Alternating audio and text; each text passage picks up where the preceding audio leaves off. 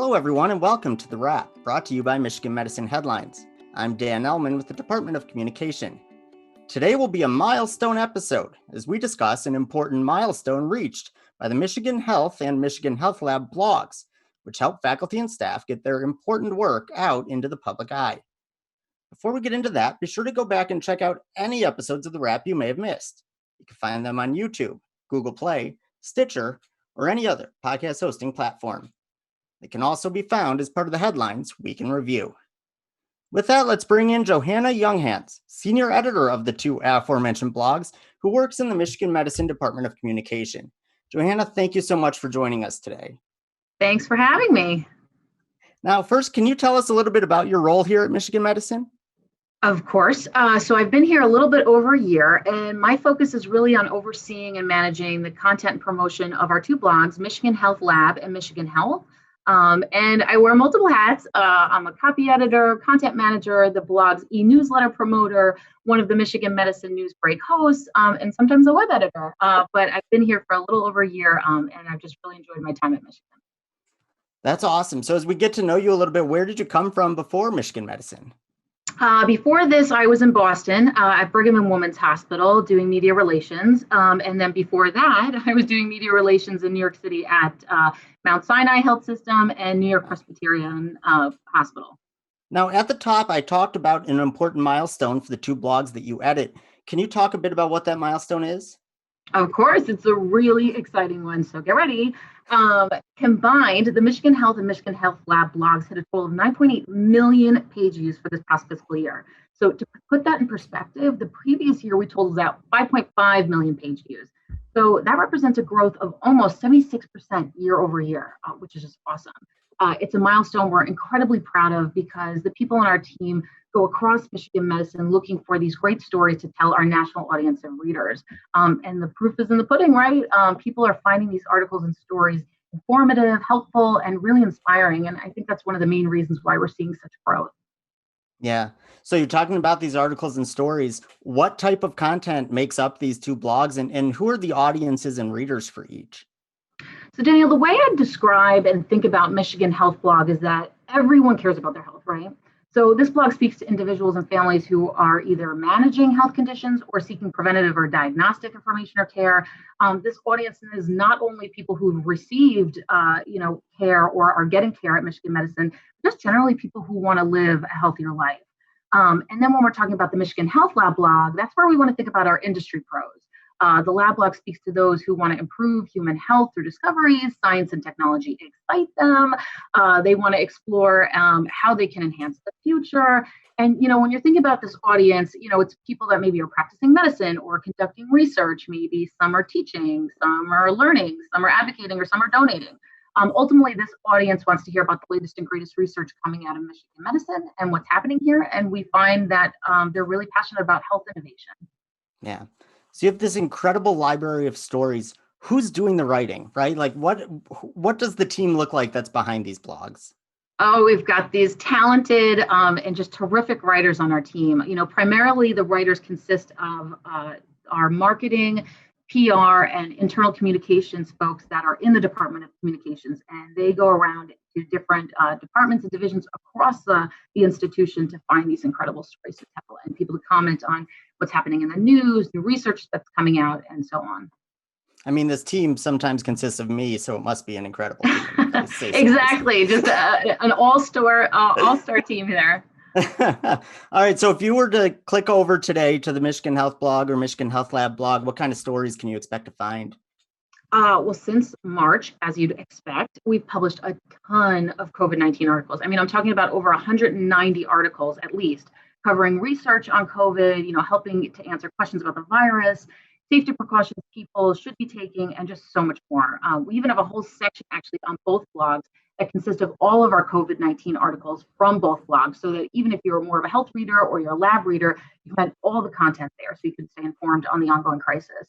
Beyond that, you can expect articles focusing on providing health tips from our experts on a variety of health topics. Like for instance, Halloween just passed, so we did an article on should you eat chocolate if you have IBS, ways to improve your sleep, and health tips, heart health tips. And you can also find healthy recipes, advice on disease management from specialists, to incredible patient stories. Daniel, we recently had a story that we told about this woman who was pregnant and at the same time was diagnosed with tongue cancer. I mean, talk about a really difficult and rare case. Not only was her multidisciplinary team able to treat the cancer and save her tongue, but they also ensured that she had a healthy pregnancy and the kid's doing fine. I mean, just incredible stories like that we're finding across the institution that we're trying to shed light on. Then when you jump over to the Michigan Health Lab blog, that's where we write about new research or studies that have been published. We have experts talking about updates in clinical care practices and guidelines. We talk about drug and treatment advancements, any new health technology coming out of Michigan medicine.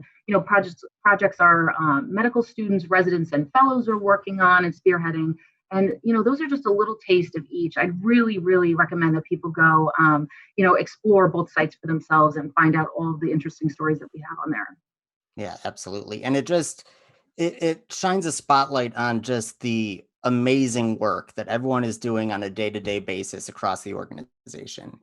Oh, absolutely. Yeah. So as we mentioned, you've been here just a little over a year. Is there anything new that you've seen this year on the blogs that you'd like to tell listeners about or that you're excited about moving forward? Yes, we do. We have two that I'm very excited about.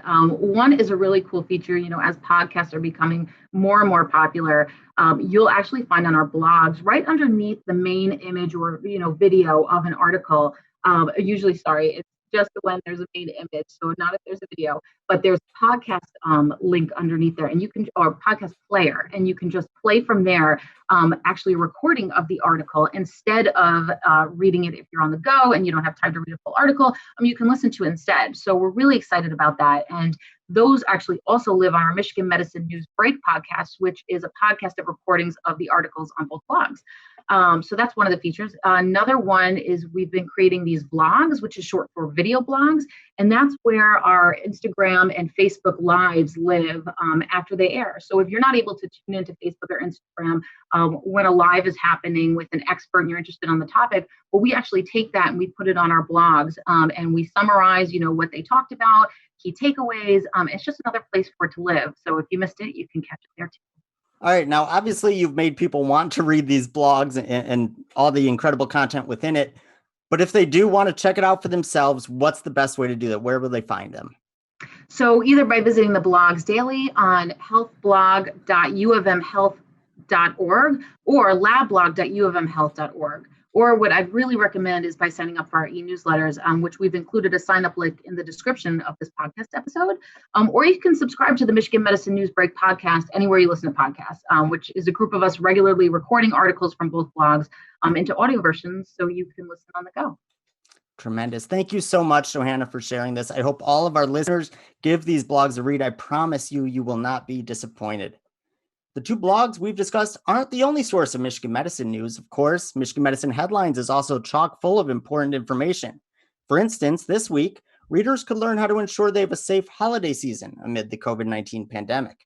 There was also a special photo gallery honoring employees who have served in the U.S. Armed Forces just in time for Veterans Day, and the MVPs and superstars from around the organization were recognized by their colleagues. Find all of that and more at mmheadlines.org. That's mmheadlines.org. All right, it's time for the weekly trivia contest. Last episode, we asked listeners, who was the winner of the inaugural Jack Billy Award for Inspiring Quality Improvement? The answer is Dr. Jeffrey Myers. Congratulations to Raphael Henderson, who sent in the correct answer. Raphael, a member of the Department of Communication, will be in touch shortly to help you claim your prize. Now, for this week's question. How many page views have the Michigan Health and Michigan Health Lab blogs racked up this fiscal year? Once again, how many page views have the Michigan Health and Michigan Health Lab blogs racked up this fiscal year? All you have to do is rewind this episode to find the answer. And once you know it, send it to headlines@med.umich.edu for the chance to win a prize. That's all we have for this week. Johanna, thank you so much for joining us. And as always, thank you to all of our listeners and viewers for everything you do for patients, families, and each other. We'll see you next week.